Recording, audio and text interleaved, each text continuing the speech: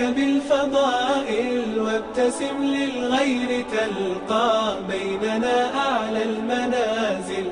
بالمصاعب لا تبالي إذ تحديت الليالي، وإلهام المعالي أنت في ركب الأوائل. فيك أخلاق صباح السعادة، عظيمة. صباح الأمل، صباح كل شيء جميل.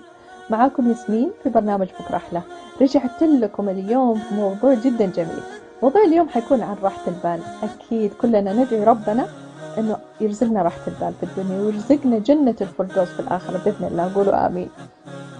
طيب أعطيكم تعريف بسيط عن راحة البال. هو شعور نفسي وجسدي باليسر وارتياح داخلي ورضا نفسي وطمأنينة، يعني ما في خوف وعدم وجود عسر. عجبني كلام الدكتور مصطفى محمود، قال كل الناس تسعى للنظافة الخارجية، يعني شكلها يكون مرتب، نظيفة، مظهرها يبين إنه كويس. وعشان توجد راحة البال لازم يكون عندك نظافة داخلية. قصده إنه ما يكون في أحقاد، ما يكون في حسد، ما يكون في كره ولا غيره. يعني الأشياء هذه لو مش متواجدة فيك معناتها حتوصل لراحة البال في الدنيا. أسباب عدم راحة البال. طيب أسباب عدم راحة البال يمكن بحاول أجيبها بطريقة مختصرة. أولهم الخوف. الخوف من إيش؟ الخوف من المستقبل. تخاف من مستقبلك، تخاف من مستقبل عيالك وتقول يا رب أنا إيش أسوي؟ ما تركت لهم فلوس، ما جمعت لهم فلوس، ما سويت كذا لعيالي، أو إنه في مستقبلك بكرة وش حيصير فيني. طيب سبحان الله في سورة الكهف في آية تتكلم عن موسى يوم ما كان مع سيدنا الخضر، موسى عليه السلام، يوم ما راحوا القرية البخلاء، لما راحوا بنوا الجدار اللي هناك، يوم ما سأل موسى قال كيف انك تبني وهذول بخلاء؟ قال له لأن الأطفال اللي كانوا هناك أبوهم كانوا صالحين، يعني بصلاح الأهل يكون سبب في رزق الأبناء، أو إنه لمستقبلهم بيكون أفضل لهم. يعني أنت بصلاحك يا أب ويا أم، بصلاحكم أنتوا كذا ضمنتوا للأبناء مستقبل، مش إنكم تتركوا ورث وممكن تتركوا فلوس، هذا أشياء ما حتنفعهم. أهم شيء الصلاح. وكمان في خوف من الرزق. دائما نقول يا الله لو تركت الوظيفة الفلانية، لو ما لقيت شغل كيف هعيش؟ مع أنه سبحان الله ما حد ياخذ رزق أحد، ولو سعى كل الناس يقطعون عنك رزقك ما ينقطع إلا ربي لو كاتبه لك. ولو كل الناس سعوا أن يعطوك الرزق الفلاني، يعطوك العمل الفلاني، مستحيل تاخذه. يعني الرزق لك مكتوب باسمك، مستحيل حدا ياخذه، ولو هو مو مكتوب لك ما حتاخذه. يعني في النهاية المفروض أنت ما تخاف من الرزق، لأن الرزق كله بيد الله سبحانه وتعالى. والثالث هو الخوف من الغيب، من الشيء المجهول، الشيء اللي إحنا ما نعرفه. سبحان الله إحنا كبشر دائما بنخاف من الشيء اللي ما عشناه، بس من بكرة إيش حيصير بكرة. طيب ليش إحنا ما نتفائل؟ ليش ما نقول إنه بكرة حيكون أجمل وحيكون أحلى بإذن الله؟ والغيب هذا ربي ما خباه لنا إلا الخير لنا، وأي شيء يكتب لنا ربنا هو الخير. يعني في النهاية المفروض إحنا أصلا ما نفكر ولا نخاف من الغيب، لأنه كل شيء يكتب لنا ربنا هو خير لنا. بعدها يجي الرابع، يجي الخوف من الموت. سبحان الله الموت هذا مكتوب، كلنا حنموت في يوم من الأيام، سبحان الله، مو عارفين يوما. بس المفروض نخاف مش من الموت نفسه، نخاف منه إحنا ما عندنا أعمال صالحة، وإنه ما عشنا في هالدنيا وسوينا أعمال خير كثيرة على أساس يساعدنا يوم الحساب. يعني في النهاية المفروض خوفنا من الله وخوفنا من مواجهة ربنا إنه إحنا قصرنا في الحياة الدنيا. يعني المفروض إحنا ما نفكر في الموت نفسه، نفكر في الأعمال اللي ما عملناها واللي ما عشنا في الدنيا كفاية عشان نعملها. في المقابل إحنا لازم نسعى إنه نعمل قدر الإمكان أعمال صالحة، لأنه هذا شيء يعني يفيدنا إحنا لما يكون في حساب وعقاب بإذن الواحد الأحد. وإن شاء الله يا رب الله يخلينا يعني من الناس اللي يعملوا الأعمال الصالحة، وإن شاء الله يجعلنا من أهل الجنة بإذن الواحد الأحد. طيب أنا أحكي لكم قصة كذا أحاول أختصرها عن الخوف. كان في رجل عنده عيال وعنده زوجته، كل صباح كان يطلع للمزرعة، في الغروب يرجع بيته. يوم من الأيام طلع وما رجع، وأهله دوروا عليه ما لقوا أي أثر له. الرجل هذا بعد 20 سنة يدق باب البيت، الحرمة تفتح تشوف رجال كبير وبس عرفته من عين وقالت هذا زوجي، إيش اللي صار معك؟ إيش ليش وين اختفيت؟ مين أخذك؟ وإيش صار؟ قال في يوم من الأيام وأنا ماشي، نفس اليوم اللي اختفى فيه، وأنا ماشي للمزرعة إلا في رجال من بعيد أشوفه، وإلا هذا الرجل قرب عندي وقال كلمات في إذني.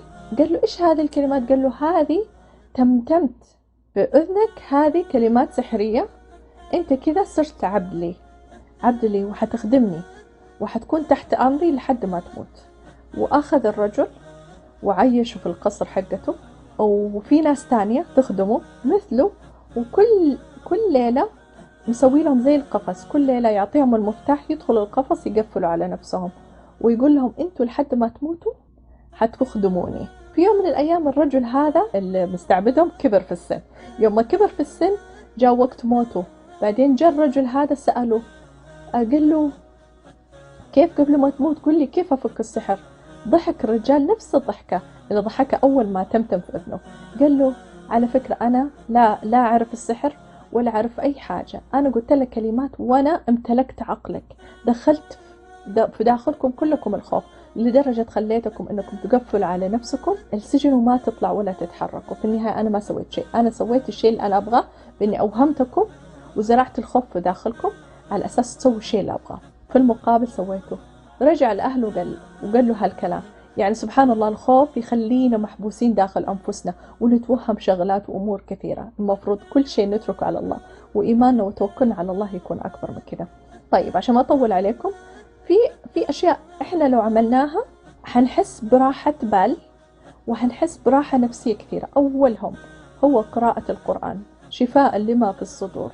أصلا يعني الغم والهم والحزن أي مصيبة نحس فيها لما نقرأ القرآن بيروح. سبحان الله، قال الرسول صلى الله عليه وسلم بما معنى الحديث: من أصبح منكم في سربه معافى في جسده عند قوت يومه فكأنما حيزت له الدنيا بحذافيرها. يعني الصحة ورزقك اليومي لو موجود عندك، يعني الدنيا كلها جات لحد عندك بما معنى الحديث. وكمان لازم نذكر نفسنا بحقيقة وجودنا في الحياة اللي هو العبادة وعمار الأرض.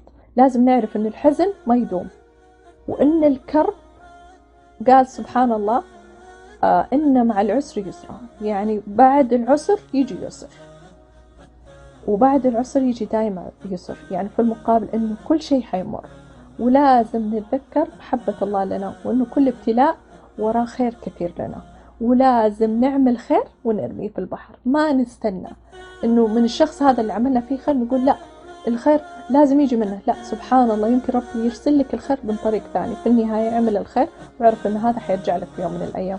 ولازم يكون صبر، الصبر نور وضياء، زي ما صبر يعقوب عليه السلام على فراق يوسف.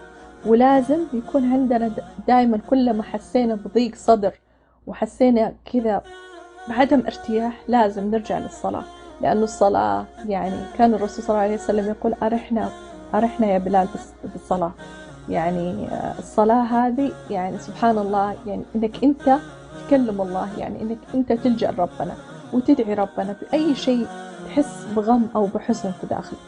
ولازم يكون في إنابة، ولازم نبعد عن المحاصي، وأهم شيء أنه لازم نحسن الظن بالله، وأنه ربي ما يكتب لنا إلا الخير، وربي ما يكتب لنا إلا الأفضل والأحسن لنا بشكل عام. يعني في النهاية راحة البال تجي لما أنت تؤمن، يكون عندك يقين كامل أنه ربي ما حيكتب إلا خير لك، وأنه ربنا كاتب لك كل شيء في حياتك أنت عايشه خير لك. يعني في المقابل لازم تريح بالك، لأنه أنت لو شلت هم ونكدت على نفسك دام عندك نظافة داخلية من الأحقاد والحسد والكره والغيرة، وبعدين تيجي تفكر وتخاف والى آخره، ما حتغير شيء. يعني سبحان الله اللي مكتوب لك حيصير لك، واللي مش مكتوب لك ما حيصير لك. ما حد حيقدر يضرك لو ربي مو كاتب لك إياه، وما حيقدر ينفعك إلا لو ربي كاتب لك. يعني في المقابل التوكل على الله وحسن الظن بالله. ودائما سبحان الله لما يكون في تفاؤل وحسن الظن بالله دائما بتشوف قدامك الخير وتشوف السعادة وتشوف الهنا وراحة البال. وعلى فكرة راحة البال ما تجي بالفلوس، ما تجي بالشهادات، ما بتجي أشياء دنيوية. راحة البال لما يكون عندك إيمان كامل بالله عز وجل، ويكون عندك راحة نفسية، بتحس إنه الحمد لله. كلمة الحمد لله كل يوم تقوم الصباح تقول الحمد لله إني أنا صحتي فيني، بالذات في الوقت هذا. زي ما انتم شايفين في ناس كثيرة بتخسر صحتها. الحمد لله فيني الصحة، الحمد لله فيني العافية، الحمد لله رزقتي موجودة لأن هي بيد ربنا، الحمد لله. ما يعني المال ما هو سبب راحة البال ولا هو سبب السعادة. في المقابل لازم يكون قدر الإمكان يكون عندنا حسن ظن بالله وتوكل على الله. عارف إني طولت عليكم، سامحوني، بس إن شاء الله بإذن الله موضوع اليوم يكون عجبكم، وإن شاء الله كل واحد فيكم يحاول يقعد مع نفسه ويفكر أشياء اللي هو في داخله اللي لازم يتخلص منها. في نفس الوقت لازم يكون عنده حسن ظن بالله، وتعرفوا إن ربنا مستحيل إنسان، ربنا يحبنا، ربنا دائما يعني يختار الخير لنا دائما. يعني كل شيء انتوا لو اخترتوا أقداركم والله العظيم حتختاروا، يعني ما حتحبوا أنفسكم كثر ما ربنا يحبنا. في المقابل حاولوا قدر الإمكان إنه لازم يكون عندكم إيمان بالله ورضا، إحساس داخلي إنه ارتياح، إنه سبحان الله الحمد لله ربي كتب لي هذا الشيء، وسبحان الله على هذا الشعور بنؤجر. سبحان الله يعني شيء، يعني مجرد إنه إحساس بنحسه بداخلنا بنؤجر عليه. عشان كذا بإذن الله أترككم دحين، وإن شاء الله لا تنسون إن بكرة أحلى وبعد وأحلى وبعد وبكرة أحلى. والسلام عليكم ورحمة الله وبركاته.